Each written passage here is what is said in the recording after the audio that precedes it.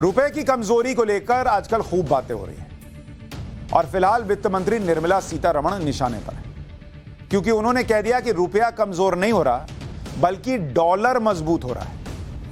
इस बात का वही लोग मजाक उड़ा रहे हैं जो लोग हंगर इंडेक्स में भारत की रैंकिंग दिखा रहे हैं। एक बार पहले निर्मला सीतारमण जी का बयान सुनाता हूं, फिर जरा फैक्ट चेक करेंगे कि रुपया मजबूत हो रहा है, डॉलर मजबूत हो रहा है, रुपया कमजोर हो रहा है, क्या स्थिति है, सच्चाई क्या है, जरा आज आपको डिटेल में बताऊंगा। First of all, I would look at it as not rupee sliding, I will look at it as dollar strengthening. I think Indian rupee has performed much better than many other emerging market currencies. But I think the efforts are by the RBI more towards maintaining a certain, let's say, more towards seeing there are not too much of volatility. It is not to intervene in the market to fix the value of rupee. So containing the volatility is the only exercise that RBI is involved in. And I've said this before, the rupee will find its own level. देखिए, रुपए और dollar पर एक class पहले भी मैं लगा चुका हूं। पिछले चैप्टर में मैंने आपको बताया था कि कैसे डॉलर के मुकाबले सिर्फ रुपया ही कमजोर नहीं हो रहा, डॉलर के मुकाबले दुनिया की दूसरी बड़ी करेंसीज भी कमजोर हो रही हैं। लेकिन अब जब वित्त मंत्री के बयान पर बहुत हंगामा हो रहा है, मजाक बनाया जा रहा है कि भाई 2014 के पहले रुपया और डॉलर का कंपैरिजन होता था, अब तो अलग परिस्थिति बन गई है क्या, वगैरह वगैरह। इसलिए आज के चैप्टर में मैं आपको बताऊंगा कि कैसे रुपया सिर्फ डॉलर के मुकाबले कमजोर हो रहा है, जबकि बाकी करेंसीज के मुकाबले रुपया मजबूत हो रहा है। चूंकि बाकी करेंसीज के मुकाबले रुपया मजबूत हो रहा है, इसलिए कहा जा रहा है कि रुपया कमजोर नहीं हो रहा, डॉलर मजबूत हो रहा है। रुपया बाकी करेंसीज के मुकाबले कैसा परफॉर्म कर रहा है, आज आपको रुपए का परफॉर्मेंस बताता हूं। इससे आपको पता चलेगा कि रुपया कमजोर हो रहा है या डॉलर मजबूत हो रहा है। अब आप देखिए, रुपीज इसमें अगर आप देखेंगे, एक सेकंड रुकिए,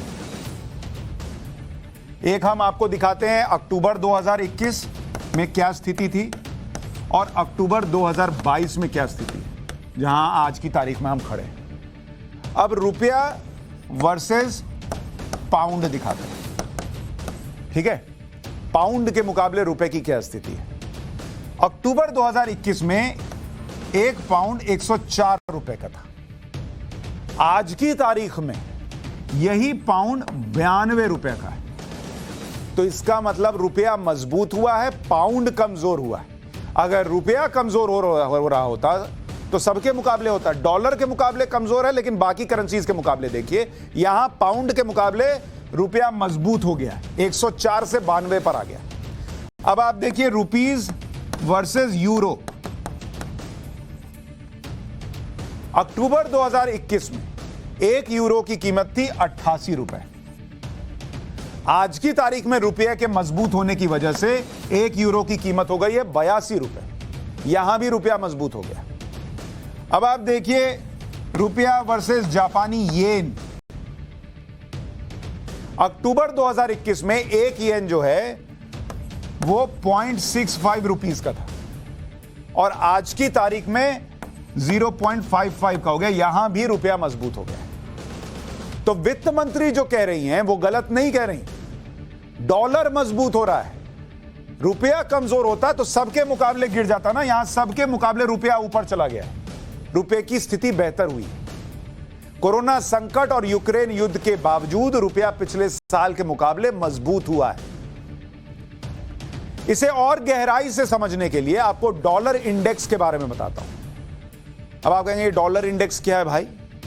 देखिए, डॉलर इंडेक्स क्या है, एक पैमाना होता है जो दुनिया की 6 बड़ी करेंसी के मुकाबले डॉलर की स्थिति को बताता है।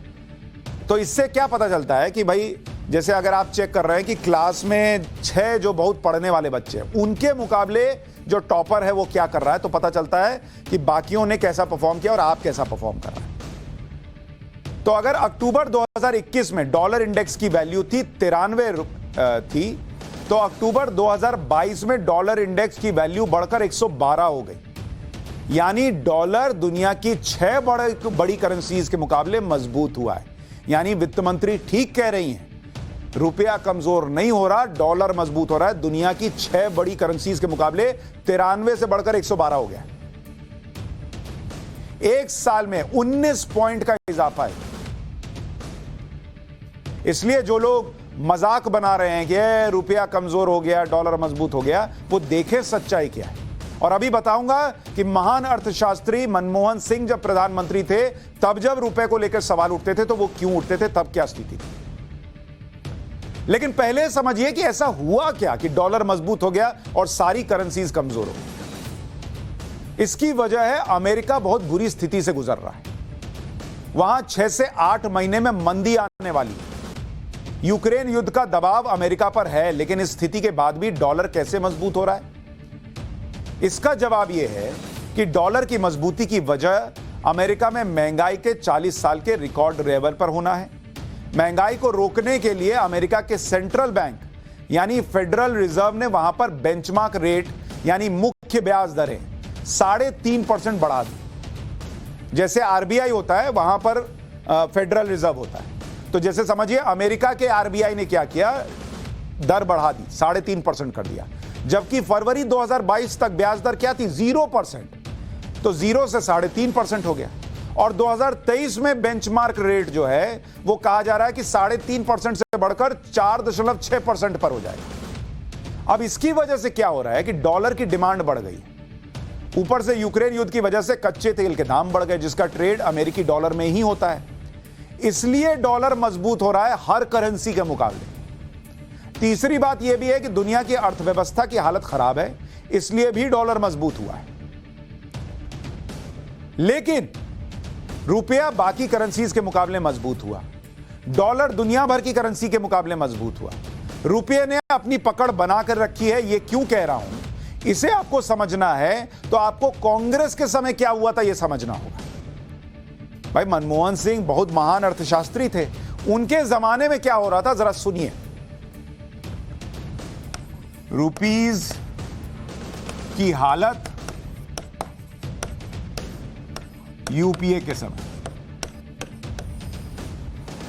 2010 से 2014 के बीच, 2010 से 2014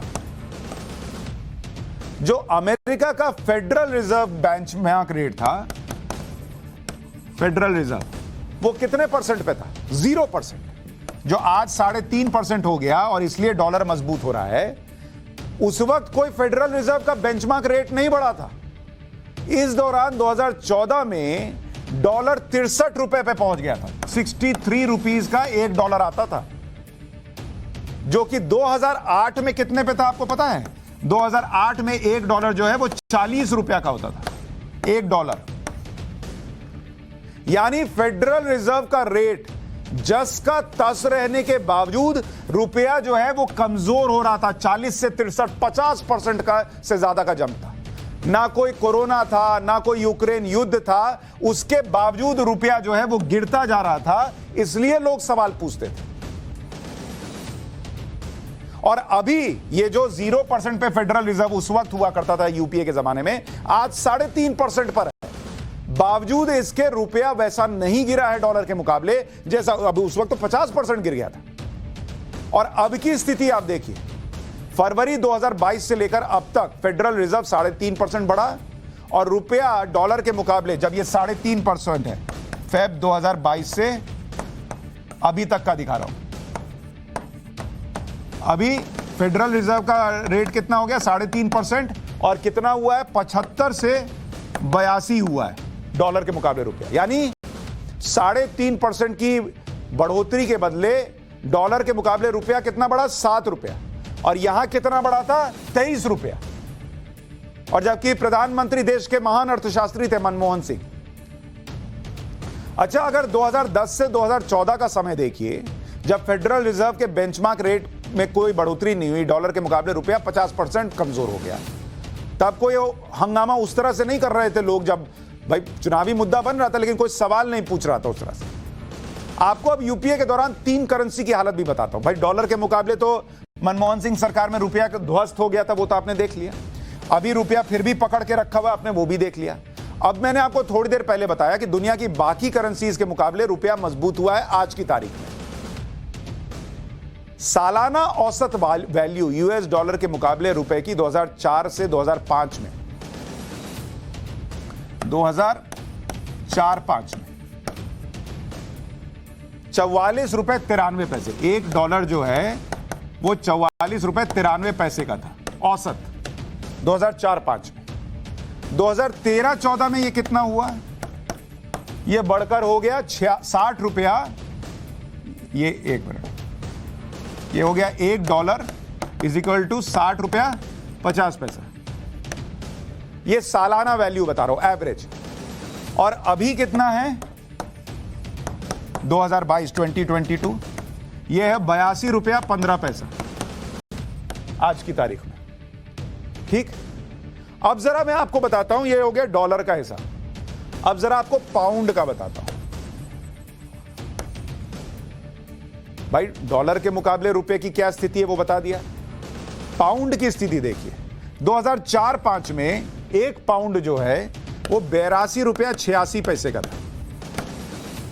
2013-14 में महान अर्थशास्त्री की सरकार में ये 96 रुपया 30 पैसा पे पहुंच गया, 82 रुपया से 96 रुपया।